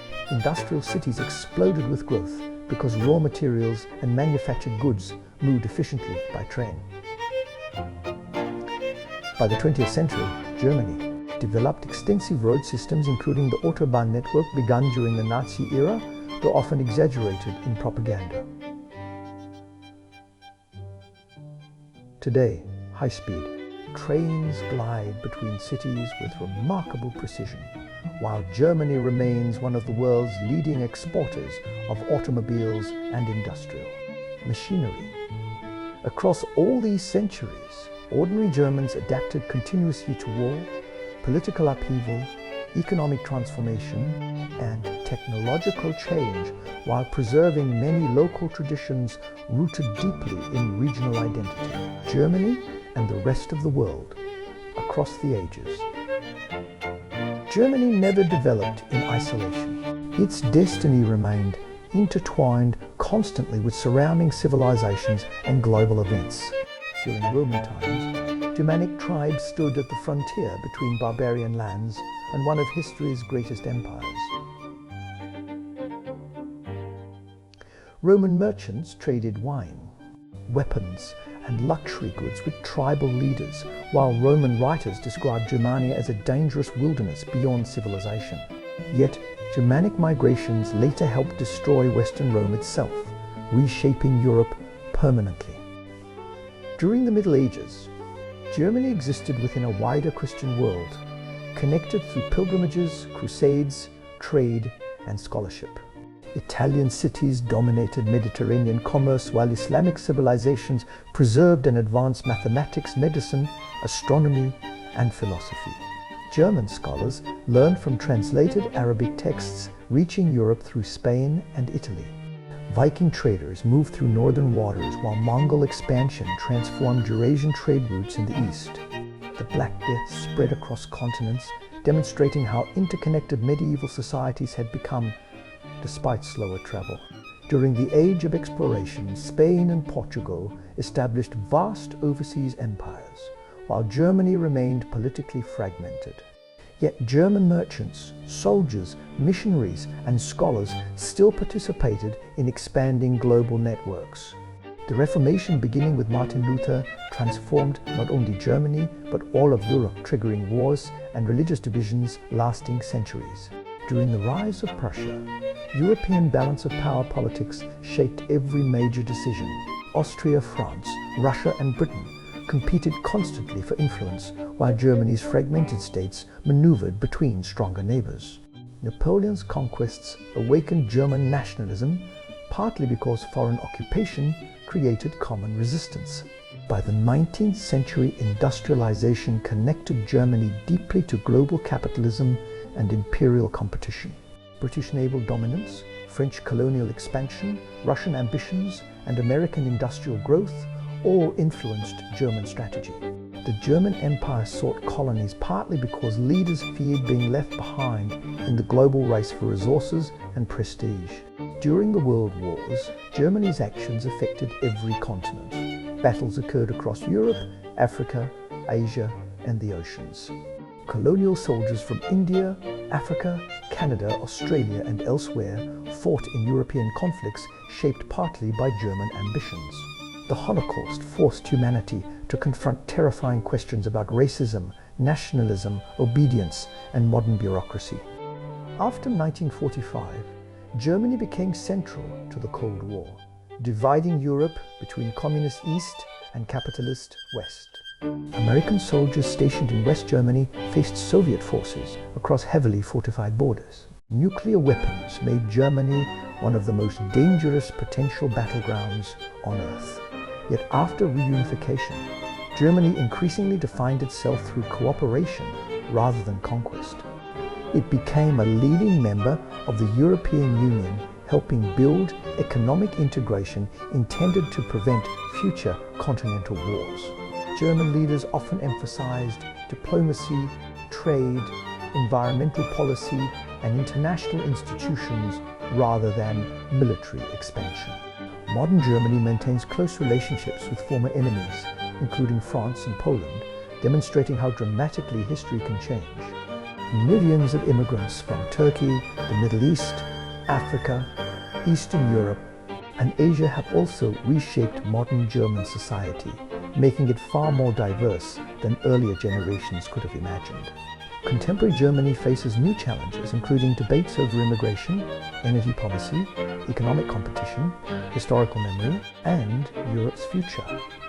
Yet the nation's long history continues shaping every discussion. Germans remain deeply conscious of how quickly societies can descend into extremism and catastrophe. This awareness influences politics, education, and public life in profound ways. The lessons. Germany learned from empire, division and ruin. Across 2,000 years, the lands that became Germany experienced tribal wars, medieval fragmentation, imperial ambition, religious conflict, industrial revolution, dictatorship, genocide, division, and peaceful reunification. Few nations endured such dramatic transformations within so many different eras. Germany learned repeatedly that strength without restraint can become destructive, not only to others, but to itself. Medieval emperors dreamed of universal authority, yet struggled endlessly against division. Prussia demonstrated how discipline and military efficiency could create power from weakness. The German Empire proved how rapidly industry and science could elevate a nation into global prominence. But the 20th century revealed the terrifying consequences when nationalism, racism, propaganda, and authoritarianism consume democratic institutions and human morality. The ruins of the Second World War forced Germans to confront unbearable truths about obedience, hatred, and silence. After 1945, many believed Germany might never recover morally or politically. Yet rebuilding required not only physical reconstruction, but deep reflection about responsibility and memory. Modern Germany developed one of the world's strongest cultures of historical remembrance precisely because forgetting the past seemed too dangerous. Memorials, museums, school lessons, preserved concentration camps, and public ceremonies remind each generation what occurred under Nazi rule. This process was often painful and controversial, yet it became central to democratic identity. Germany also learned the value of cooperation over conquest. After centuries of European warfare, the partnership between Germany and France became one of the foundations of modern European peace. Economic integration through the European Union sought to make future wars between major European powers nearly impossible. Germany transformed from a nation associated with militarism into one often cautious about military force. At the same time, Germany's history demonstrates extraordinary resilience. Cities destroyed by bombing were rebuilt. A nation divided by ideology reunited peacefully. Former enemies became allies. Scientific, artistic, and cultural achievements continued despite catastrophe. German philosophy, music, engineering, literature, and scholarship remained influential worldwide even after periods of darkness. The forests where tribal warriors once fought Roman legions now contain highways and modern towns. Medieval castles overlooking rivers attract tourists rather than defending against invading armies. The Berlin Wall, once symbolizing oppression, survives mostly as fragments covered in art and memory. Yet history never fully disappears. It echoes through architecture, traditions, language, and public debate. Germany today stands not as an empire ruling colonies or conquering neighbors, but as a democratic nation shaped profoundly by the lessons of its own past. Its history remains one of humanity's most dramatic stories, because within it can be found nearly every aspect of civilization itself: ambition and creativity, brutality and genius, collapse and rebirth. The story of Germany is ultimately the story of how power can build greatness, yet also unleash destruction, and how, even after terrible ruined societies can choose reconstruction, reflection, and peace.